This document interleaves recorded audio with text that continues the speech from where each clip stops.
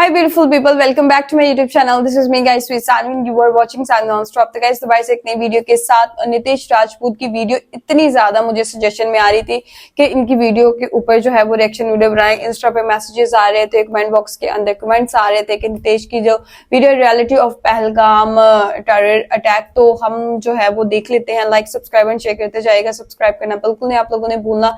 46 minute and 6 second की ये पूरी वीडियो है और पहलगाम अटैक का जो है वो मतलब डीपली एक चीज को रिसर्च करना जो है ना वो नितेश राजपूत का काम है। बहुत अच्छी वीडियोस इनकी होती हैं, जो चीजें हम लोगों को नहीं पता होती, ठीक है, ये पूरी इनकी रिसर्च उस चीज के ऊपर होती है और ये कभी भी एकदम से ऐसे वीडियोस नहीं लेकर आते जब तक इनके पास उन सारी चीजों के सबूत ना हो, वो सारी चीजों का ये अच्छे से बता ना दे। इनको खुद मतलब इनका काम होता है कि लोगों को ईच एंड एवरीथिंग जो है डेप्थ के अंदर जाके बताना, तो इसलिए इनकी वीडियोस जो है वो मुझे भी पसंद आती है। तो पहलगाम के अंदर क्या हुआ, कैसे हुआ, किसने क्या, सारी चीजें वीडियो के अंदर जाकर पता चलेंगे। स्किप नहीं करना आप लोगों ने। तो फटाफट से वीडियो की तरफ चलते हैं और हमारी वीडियो स्टार्ट होती है यहाँ से। पहलगाम हमले में जिन हाथों ने उस दिन बंदूकें चलाई थी वो आज की डेट तक जिंदा घूम रहे हैं। पहलगाम हमला करने जो आया था वो पाकिस्तानी आर्मी का एसएसजी पैरा कमांडो निकला और ये चीज ऐसे पता चली। हमले के लास्ट में इन्होंने डेड बॉडीज के साथ सेल्फियां ले लेके रखी और जो वीडियो रिकॉर्ड करी थी उसने उसके पास जाके उसको पैलेस्टीन के बारे में बोलने को कहा और जैसे ही उसने बोला, भाई साहब ये तो न्यूज में भी नहीं आ रही है खबर। होटल पे हमला करने का जो प्लान था इनका, उसकी लोकेशन चेंज करके पहलगाम कर दी, वरना पहले जो टारगेट था तो छोड़ था। तीसरा आतंकवादी लीगल स्टूडेंट वीजा लेके अटारी बॉर्डर से पाकिस्तान में तो घुसा। हमला होने से पहले पहलगाम एरिया की जो सैटेलाइट इमेजेस थी उनको खरीदने की जो डिमांड थी वो अचानक से डबल क्यों हो गई, ये नॉर्मल नहीं है। ये जो OGW थे इनको जब पकड़ के पुलिसिया अंदाज में पूछा गया तो इन्होंने लाइन बाय लाइन, जैसे ही हमला हुआ यूएस की मैक्सार टेक्नोलॉजी ने पाकिस्तान की कंपनी BSI से पार्टनरशिप तुरंत तोड़ दी। ये कोई ऐसे ही रैंडम फायरिंग नहीं थी, 3 तरफ से ग्राउंड को चोक करके भीड़ को मैगी स्टॉल की तरफ इकट्ठा किया गया कि तुम्हारी इतनी हिम्मत कि अब तुम कश्मीर में डोमिसाइल इशू करोगे। देखिए आगे बढ़ने से पहले बात करते हैं बढ़ती गर्मी के साथ इंडिया की बढ़ती प्रॉब्लम टेम्परेचर और पोल्यूशन। भारत की जियोग्राफिकल लोकेशन ऐसी है जहां वेदर हॉट और ह्यूमिड रहता है और ग्लोबल वार्मिंग से लास्ट 30 इयर्स में एवरेज 1 डिग्री टेम्परेचर बढ़ गया है। धूल, मिट्टी, गर्मी ये सब 12 में से 10 महीने रहने लगा है। इंडिया में इस दफा पाकिस्तान में भी इतनी सर्दी नहीं पड़ी, बहुत गर्मी थी। इंडिया में भी यही सिचुएशन है। प्रोडक्शन की वजह से ऑयली स्किन में एक्ने यानी कि मुहासे की प्रॉब्लम्स बढ़ती जा रही हैं। देखिए ऑयली स्किन में जो सेबेशियस ग्लैंड्स होते हैं वो ज्यादा सीबम बनाते हैं और जब ये सीबम गंदगी और डेड स्किन के साथ मिलता है तो पोर्स ब्लॉक हो जाते हैं और वही बनाता है पिंपल्स। तो इसके लिए आज मैं आपको बताना चाहूंगा डर्मा टच के सैलिसिलिक 2% फेस वॉश के बारे में। इसमें है BHA जो ऑयल कंट्रोल करके एक्ने को ठीक करता है, तो नहीं मिलता होगा। जो स्किन को हाइड्रेटेड रखता है। 6 से 8 वीक्स में आपको रिजल्ट्स दिखने शुरू हो जाते हैं। पावरफुल एक्टिव से बना ये फेस वॉश फ्रेग्रेंस फ्री है और सभी मुझे भी फ्रेग्रेंस फ्री प्रोडक्ट्स पसंद आते हैं। मैं भी खुशबू वाली Indian pharmacy brand derma touch बनाता है सॉलिड प्रोडक्ट्स। 4+ रेटेड इस फेस वॉश का स्टार्टिंग प्राइस है सिर्फ 149 रुपीज। ये अवेलेबल है इनकी वेबसाइट dermatouch.com और Amazon, फ्लिपकार्ट, ब्लिंकिट जैसे सभी Amazon पाकिस्तान में है नियरेस्ट फार्मेसी स्टोर पे भी। तो टॉपिक पे वापस आते हैं। देखिए ये है जम्मू एंड कश्मीर और जम्मू एंड कश्मीर के अंदर जो अनंतनाग डिस्ट्रिक्ट है इसके अंदर पड़ता है पहलगाम। और पहलगाम से जब आप 5 किलोमीटर ऊपर चढ़ाई करते हो तो ये यहाँ पे 800 मीटर लंबा एक मैदान है बाइसरन, जिसको इंडिया का मिनी स्विट्जरलैंड भी कहते हैं। बहुत प्यारा है और यही वो जगह है जहां 22 अप्रैल को आतंकवादियों ने एक प्लान तरीके से हमला किया। और ये जो इंसिडेंट हुआ है ये ऐसा ही नहीं है कि एक आतंकवादी आया और ऐसे ही बस बंदूक उठाई और गोली चला दी। इसमें बहुत बड़ी प्लानिंग की गई है जिसमें मल्टीपल ग्रुप्स ने वेल कोऑर्डिनेटेड स्ट्रेटजीज और अल्ट्रासेट्स जैसी टेक्नोलॉजीज का यूज करके हमला किया। अब ये हमला कैसे किया गया, प्लानिंग कैसे हुई, कहां पे हुई, पाकिस्तान में हुई तो उसके मल्टीपल प्रूफ्स क्या निकल के आए, एक एक चीज मैं इस वीडियो में आपको बताऊंगा और ये सारी चीजें समझने के लिए हमें थोड़ा सा पीछे जाना पड़ेगा। तो देखिए जो अभी मैंने आपको बाइसरन एरिया दिखाया था, इसके इस तरफ एक गांव है जिसका नाम है गुरी। ये गांव ऑफिशियली अनंतनाग डिस्ट्रिक्ट के बिजबेहारा ब्लॉक में पड़ता है और इसी गांव के एक घर में पैदा होता है आदिल हुसैन ठोकर, जो कि पहलगाम अटैक का पहला आतंकवादी है। अभी थोड़े दिन पहले इसके घर को तो से उड़ा दिया, लेकिन ईयर 1992 में जब ये पैदा हुआ था तो किसी ने सपने में भी नहीं सोचा था कि ये आगे चल के पहलगाम जैसा हमला करेगा, जिसकी वजह से दो देशों के बीच में वॉर जैसी सिचुएशन आ जाएगी। Indian forces have launched terrorist networks near the border, with early reports confirming successful security measures. अब आदिल जब यहाँ पे बड़ा हो रहा था तो इसने पहले शाह हमदान पब्लिक स्कूल में एडमिशन लिया, फिर government higher secondary school Bijbehara से 12th क्लास की और ईयर 2018 आते आते अनंतनाग में जो रहमत आलम कॉलेज है वहां से अपना MA कंप्लीट करके टीचिंग करने लगा। तो ईयर 2018 तक, जब तक ये कॉलेज में था, तब तक किसी भी एंटी इंडिया एक्टिविटी में इसका नाम नहीं आया था। लेकिन बस एक चीज थी उस टाइम पे जो सबने नोटिस की थी कि उस एरिया में जब भी कोई आतंकवादी मारा जाता था तो उसके जनाजे में जरूर जाता था ये, बाकी किसी और एक्टिविटी में इसका नाम उससे पहले सुनाई में नहीं आया था। लेकिन अप्रैल 2018 में इसने अपना असली गेम स्टार्ट किया। 29 अप्रैल 2018 को ये आदिल ठोकर जो था, ये क्या करता है, अपने घर वालों से बोलता है कि उसका एक एग्जाम है तो उसके लिए इसको कश्मीर के बडगाम जाना पड़ेगा और वहां एग्जाम देके वापस घर आ जाएगा। और घर वाले भी इसकी बात मान के इसको भेज देते हैं। लेकिन 2 से 3 दिन निकल जाते हैं, लेकिन आदिल अपने घर वापस नहीं आता बल्कि गायब हो जाता है। और घर वाले बैक टू बैक फोन भी मिलाते हैं इसको, लेकिन इससे बात नहीं होती है। और फिर थक हार के 2 मई 2018 को आदिल ठोकर की जो मदर थी शहजादा बानो, वो पुलिस स्टेशन में जाके मिसिंग कंप्लेन रजिस्टर करा देती है। अब इधर मिसिंग रिपोर्ट तो रजिस्टर हुई, लेकिन एक्चुअल में आदिल ने पहले से ही पूरी प्लानिंग कर रखी थी। इसने बिना किसी को बताए सेम मंथ यानी कि अप्रैल 2018 को पाकिस्तान में एक एप्लीकेशन लगा के स्टूडेंट वीजा के लिए अप्लाई कर दिया था, हायर स्टडीज के लिए। और बहुत ही कम टाइम में यानी कि सेम मंथ में पाकिस्तान अथॉरिटी जो है वो आदिल ठोकर को स्टूडेंट वीजा ग्रांट भी कर देती है। और इसी वीजा के बेसिस पे आदिल घर में एग्जाम का बहाना बना के अटारी वाघा बॉर्डर के रास्ते वैलिड पासपोर्ट और वैलिड स्टूडेंट वीजा के थ्रू मई 2018 तो इंडिया अलाउ करता है कि वहां से लोग पढ़ाई करने के लिए? पाकिस्तान पहुंच तो गया था, लेकिन इसको पाकिस्तान जाके पढ़ाई नहीं करनी थी। पाकिस्तान पहुंचने के बाद सबसे पहले अपना फोन बंद करता है, अपनी फैमिली और अपनी कश्मीर के आसपास के जो लोग थे उनसे पूरी तरीके से कांटेक्ट खत्म कर देता है और सेम डे लश्कर तैयबा की लीडरशिप से मिलता है। लश्कर तैयबा ये वही मिलिटेंट ऑर्गेनाइजेशन है जिसने मुंबई अटैक, पार्लियामेंट अटैक ये सब करवाए। अब पाकिस्तान पहुंचने के बाद मुजफ्फराबाद के सवाई नाला में LED का कैंप है जो कि LOC से 30 किलोमीटर अंदर पड़ता है POK में।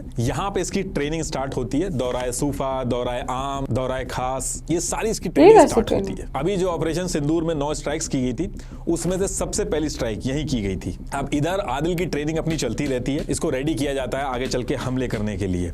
दूसरी तरफ जब ये आया था उसके नेक्स्ट मंथ यानी कि 28 जून 2018 को पाकिस्तान के लिए एक दिक्कत खड़ी हो जाती है। FATF financial action task force, ये एक इंटरनेशनल बॉडी है जो दुनिया के अंदर टेरर फंडिंग की मॉनिटरिंग वगैरह करती है। तो FATF ने पाकिस्तान की एक्टिविटीज को देखते हुए उसे अपनी ग्रे लिस्ट में डाल दिया। ब्लैक लिस्ट करने से पहले ग्रे लिस्ट में डाला जाता है, एक मौका दिया जाता है सुधरने का। अब ये बहुत बड़ी दिक्कत थी पाकिस्तान के लिए, क्योंकि इसकी वजह से IMF, वर्ल्ड बैंक से जो लोन वगैरह मिलते हैं पाकिस्तान को, वो सब रुक जाते। इससे पाकिस्तान के लिए एक सर्वाइवल का भी इशू खड़ा हो जाता। तो ग्रे लिस्ट में डालने के बाद FATF ने पाकिस्तान को गाइडलाइंस दी कि ये जो आपकी कंट्री में लश्कर तैयबा जैसी ऑर्गेनाइजेशन चल रही है, इनकी फंडिंग आप रोको, इन पे एक्शन लो। तो FATF की गाइडलाइंस और दुनिया को दिखाने के लिए पाकिस्तान ने छोटे मोटे एक्शन लिए। इन्होंने रिपोर्ट सबमिट करना स्टार्ट करी कि इन्होंने फंडिंग रोक दी है और इनके लीडर्स जो हैं LET वगैरह के, इनको भी जेल में डाल के दिखाया। अब इसके कुछ महीने बाद 14 फरवरी 2019 को इंडिया के अंदर पुलवामा किया जाता है। हाँ, Pulwama.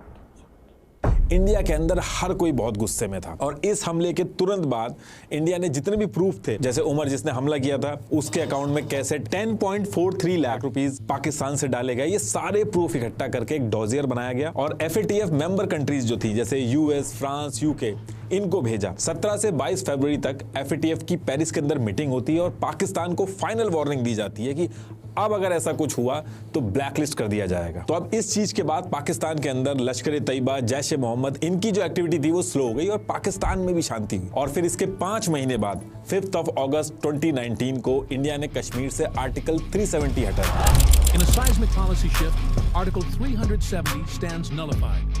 Jammu and Kashmir's special status dismantled, ushering a new era of constitutional uniformity and federal integration. अब ये चीज होने के बाद पाकिस्तान जो था वो चारों तरफ से फंस गया था। इधर आर्टिकल 370 हट चुका था, मिलिट्री एक्शन पाकिस्तान ले नहीं सकता था। लश्कर तैयबा, जैश ए मोहम्मद, ये जितनी भी प्रॉक्सी थी इनकी FATF की नजर पड़ी थी उन पे। तो इस चीज से निपटने के लिए पाकिस्तान के मुरीदके में, जहां LET का हेडक्वार्टर है, वहां पे मल्टीपल मीटिंग्स होती हैं, इसका सॉल्यूशन निकाला जाता है और फिर इसके कुछ टाइम बाद एक नया प्लान बनाया जाता है ताकि कश्मीर के अंदर जो लड़ाई है उसको कंटिन्यू किया जा सके। पाकिस्तान एक नए नाम से आतंकवादी आउटफिट बनाता है, the resistance front, TRF।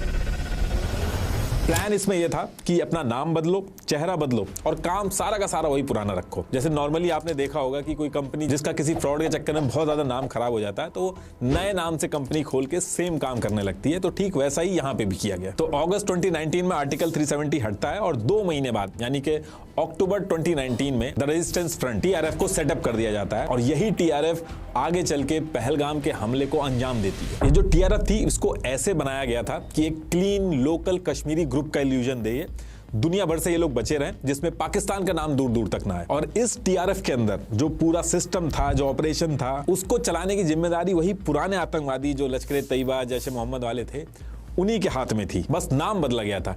TRF बनने के बाद हायरिंग एक बहुत बड़ा इशू था।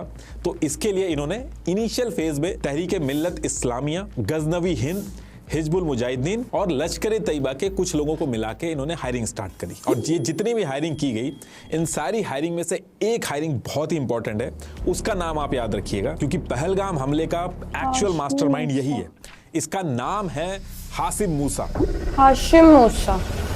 ये हासिम मूसा जो है ये पाकिस्तान आर्मी का एक SSG पैरा कमांडो है। तो पाकिस्तान आर्मी जो थी वो इसकी सर्विस जो थी वो टर्मिनेट करके इसको लोन पे लश्कर तैयबा को दिया था। लोन पे LET को दे दिया। इसका मतलब यह है कि अब ये LET के जितने ऑपरेशंस होंगे उनको एग्जीक्यूट करेगा। ये इस बात की मुझे समझ है, लोन पे थ्योरी नहीं है। NIA की जो इनिशियल इन्वेस्टिगेशन हुई है उसमें साफ ये चीज सामने आई है। जितने OGW के बयान आए हैं, India today, times of India, the new Indian express day 1 से इस चीज को कवर कर रही हैं। और इसमें जो कह रहा है कि NIA तो इंडिया की है, ये न्यूज एजेंसीज भी इंडिया की हैं, तो देखिए क्राइम इंडिया के अंदर हुआ, इन्वेस्टिगेशन इंडिया के अंदर चल रही है, तो टोक्यो से रिपोर्ट नहीं आएगी। और ये जो सारी चीजें बता रहे हैं छुपती नहीं है। पुराने भी जितने हमले हुए हैं, चाहे पुलवामा हो, 26/11 हो, कसाब जो पकड़ा गया, जो भी प्रूफ आए, NIA ने इनिशियल स्टेज में जो भी बोला गया, आगे चल के वो सारी चीजें प्रूव हुई और इंटरनेशनल कम्युनिटी ने भी उन प्रूफ्स को माना। और देखिए इससे पहले मैं आगे पहलगाम का जो हमला हुआ उसकी प्लानिंग कैसे हुई, ये लोग घुसे कैसे, कोऑर्डिनेशन कैसे किया, उसके बारे में बताऊं। उससे पहले ये चीज समझनी बहुत जरूरी है कि सिर्फ इंडिया इकलौता देश ऐसा नहीं है कि जो पाकिस्तान के बारे में ये सब चीजें बोलता है। इंडिया के बाहर की ऐसी ऑर्गेनाइजेशन जिनकी रिपोर्ट्स को पूरी दुनिया के लोग मानते हैं, United Nation, international watchdogs, independent intelligence firm, सब ये चीज कह चुके हैं अपनी रिपोर्ट में कि पाकिस्तान ने टेरर आउटफिट का यूज करके कश्मीर जैसे एरिया में एक प्रॉक्सी बैटलफील्ड बनाया है। और सबसे डेंजरस पार्ट इस चीज में ये रहता है कि पाकिस्तान आर्मी और ISI जो है इसे आतंकवाद नहीं समझती है, बल्कि एक कैलकुलेटेड मिलिट्री डॉक्ट्रिन मानती है। जैसे अफगानिस्तान में US की CIA ने लोकल मुजाहिदीन के थ्रू प्रॉक्सी वॉर लड़के सोवियत यूनियन को बाहर कर दिया था, तो ये मानते हैं कि सेम ऐसे ही बिना वॉर लड़े इंडिया से कश्मीर ले लेंगे। European foundation for south Asia studies की रिपोर्ट में कहा गया है कि पाकिस्तान आर्मी और इनकी इंटेलिजेंस एजेंसी ISI, इनका एक अनहोली अलायंस है टेरर ग्रुप्स के साथ। इन्होंने 125 से 250 मिलियन डॉलर्स आतंकवादी ग्रुप्स को दिए हैं, कुछ उनकी सैलरीज की फॉर्म में, ट्रेनिंग, ऑपरेशनल कॉस्ट जितनी भी लगती है उसके लिए दिए हैं। इस पूरी रिपोर्ट का लिंक मैंने डिस्क्रिप्शन में लगा रखा है। इसके अलावा US स्टेट डिपार्टमेंट ने कहा कि पाकिस्तान का ISI अभी भी आतंकवादी ग्रुप को शेल्टर दे रहा है जो इंडिया पे फोकस कर रहे हैं। कांग्रेशनल रिसर्च सर्विस CRS, इसकी रिपोर्ट नंबर R41832 में ऑन रिकॉर्ड बोला गया कि पाकिस्तान की ISI anti India militant organisations के साथ लिंक्ड है और लश्कर तैयबा जैसी ऑर्गेनाइजेशन को सीक्रेटली फाइनेंशियल असिस्टेंस, ट्रेनिंग और स्ट्रेटेजिक गाइडेंस दे रही हैं। ये रिपोर्ट भी मैंने डिस्क्रिप्शन में लगा रखी है। पेज नंबर 23 से 24 के आगे आप पढ़ोगे जब, तो आपको पता चलेगा कैसे कसीदे पड़े गए पाकिस्तान के लिए। अमेरिका की पार्लियामेंट, US कांग्रेस में जो CRS रिपोर्ट पब्लिश हुई थी उसमें भी कहा गया कि पाकिस्तान के अंदर 15 आतंकवादी ग्रुप हैं जिनको 5 कैटेगरीज में डिवाइड किया गया है, जिसमें से एक ग्रुप का डेडिकेटेड टास्क है कश्मीर के अंदर आतंकवाद फैलाना। ये सारे उनके नाम है और इसका भी लिंक आपको डिस्क्रिप्शन में मिल जाएगा। ये सारी रिपोर्ट्स इंडिया के बाहर की हैं और अगर इनको भी आप नहीं मानो तो पाकिस्तान के फॉर्मर प्रेसिडेंट मुशर्रफ ने CNN के इंटरव्यू में एक्सेप्ट किया कि हम ट्रेनिंग देते हैं मिलिटेंट्स को कश्मीर में लड़ने के लिए, ये हमारे हीरो हैं। पाकिस्तान में फिर उनको हीरो रिसेप्शन दी गई। पाकिस्तान के फॉर्मर PM नवाज शरीफ ने डॉन को इंटरव्यू देते हुए एक्सेप्ट किया कि नॉन स्टेट एक्टर्स जैसे लश्कर तैयबा ने पाकिस्तान की जमीन का यूज करके मुंबई में अटैक किया। बाकी ये फेमस फोटोग्राफ आपने हाल फिलहाल में जरूर देखी होगी, यूएन के डेजिग्नेटेड आतंकवादी हाफिज अब्दुल रऊफ के साथ ये सारी पाकिस्तान की लीडरशिप खड़ी है। और ये मैं शॉर्ट में बता रहा हूं, US department of defence, pentagon, FATF की कितनी सारी रिपोर्ट है, पूरी रात निकल जाएगी और सिर्फ उन रिपोर्ट्स में पाकिस्तान और उनके आतंकवादियों से क्या कनेक्शन रहे हैं सिर्फ उसके बारे में पता गया। और ये सब इंडिया के बाहर की रिपोर्ट है। तो आगे मैं जो भी स्टोरी बता रहा हूं आपको, उसको सिर्फ आप ये कह के नहीं रिजेक्ट कर सकते कि अरे ये तो इंडिया का यूट्यूबर है, इंडिया की रिपोर्ट्स है, इंडिया की एनआईए है। ये सारी चीजें कह के आप पाकिस्तान का जो लिंक है आतंकवाद से वो हटा नहीं सकते। चलिए वापस अपनी स्टोरी पे आते हैं। तो देखिए, अभी तक पाकिस्तान आर्मी का जो पैरा कमांडो था हाशिम मूसा, वो आर्मी छोड़ के एलईटी के जो ऑपरेटिव्स थे उनके साथ काम करने लगा था। आदिल ठोकर जो कश्मीर से पाकिस्तान पहुंच गया था, वो वहां पे उसकी ट्रेनिंग चल रही थी। यानी कि पहलगाम हमले वाले दिन जो 2 आतंकवादी थे वो पाकिस्तान के अंदर अपना काम कर रहे थे। और तीसरी चीज टीआरएफ, इसका फॉर्मेशन हो चुका था। और टीआरएफ के फॉर्मेशन के बाद दूसरी चीज जो इनको करनी थी, इनको टीआरएफ के हेड बनाने थे। और हेड ऐसे बनाने थे जिनके ऊपर इनको लंबे टाइम से ट्रस्ट हो, स्किलफुल हो और कश्मीर के लोकल हो, ताकि इनका जो नैरेटिव है वॉर का वो उसी तरीके से एग्जीक्यूट हो। और लोकल्स के बगैर तो ये काम मुमकिन होता ही ना। लोकल्स तो उसका बहुत लोकल्स अंदर होते हैं तो तभी ये कश्मीर के कुलगाम जिले के रामपुरा के कैमा गांव का रहने वाला मोहम्मद अब्बास शेख, ये बहुत ही पुराना और ट्रस्टी आतंकवादी था एलईटी का। ये 1996 से ही एलईटी के साथ आतंकवाद फैलाने में जुड़ा हुआ था। तो इसी वजह से मोहम्मद अब्बास शेख जो था उसको हेड बनाया गया टीआरएफ का। इसको टीआरएफ का फाउंडर भी कहते हैं, लेकिन एक्चुअल में जो टीआरएफ के फाउंडर थे वो पाकिस्तान में बैठे हुए थे। टीआरएफ के हेड मोहम्मद अब्बास शेख के साथ एक और एलईटी का ट्रस्टी आदमी रहता था जिसका नाम था शेख सज्जाद गुल। पहलगाम हमले की जो प्लानिंग हुई थी, जो लोकेशन सेट की गई थी, जो होटल से पहलगाम शिफ्ट की गई थी, सारी प्लानिंग इसी ने की थी। अभी आएगा आगे। ये कश्मीर में श्रीनगर के नवा बाजार में रहता था। इसने एमबीए कर रखा था और पहले भी दिल्ली में एक बार एक्स के साथ पकड़ा गया था, कई हमले में इन्वॉल्व था। इसका भाई भी महाराजा हरि सिंह हॉस्पिटल में पहले डॉक्टर था, अभी आजकल गल्फ कंट्रीज में टेरर फंडिंग संभालता है। तो ये सारी चीजें करने के बाद अब यहां से मोहम्मद अब्बास शेख और शेख सज्जाद गुल कश्मीर में टीआरएफ का पूरा नेटवर्क संभालते हैं। और फिर इसके बाद कश्मीर के अंदर जो टीआरएफ के ओजीडब्ल्यू नेटवर्क की जो जिम्मेदारी थी वो फारूक अहमद को दी गई। फारूक अहमद जो था ये बहुत ही इंपॉर्टेंट आदमी था। ये 2016 तक तो कश्मीर के नारीकोट गांव कालारूस ब्लॉक कुपवाड़ा डिस्ट्रिक्ट में था, लेकिन 2016 के बाद से ये पीओके के मुजफ्फराबाद में रह के कश्मीर का जो ओजीडब्ल्यू नेटवर्क था उसको संभालता था। और एलओसी पार करा के कश्मीर के अंदर जो आतंकवादी पहुंचाए जाते थे वो भी यही फारूक ही करवाता था। इनफैक्ट पहलगाम हमला जो होता उस टाइम पे भी जितने आतंकवादी आए थे पाकिस्तान से,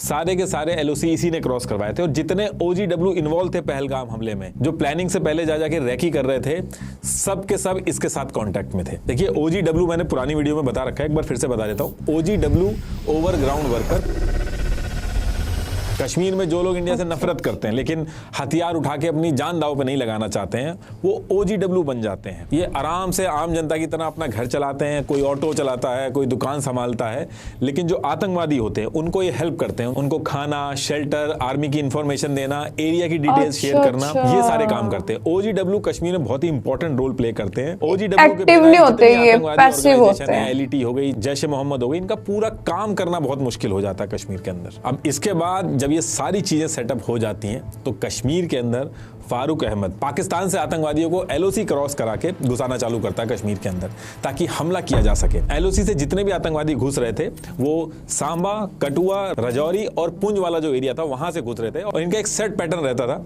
कश्मीर के बॉर्डर पे घुसने के बाद ओजीडब्ल्यू इनको रिसीव करते थे, इनकी हेल्प करते थे, और फिर ये बॉर्डर पे आने के बाद डायरेक्ट जम्मू वाला रूट पकड़ के अनंतनाग पहुंचने की बजाय ये जो यहां से आप किश्तवाड़ वाला एरिया जो देख रहे हो, यहां वाले रूट से पहुंचते थे, क्योंकि यहां पे बहुत ज्यादा घने जंगल हैं, नेचुरल केव्स हैं, एवरेज एलिवेशन जो है सी लेवल से 2000 मीटर से भी ऊपर है, तो भागने में बहुत आसानी होती है। यहाँ पे पकड़ना इनको बहुत मुश्किल होता है। 22 अप्रैल 2025 जिस दिन अटैक हुआ था, आज की डेट तक किश्तवाड़ वाला जो इलाका है, हमारी फोर्सेस इनको ढूंढ ढूंढ के मार रही हैं।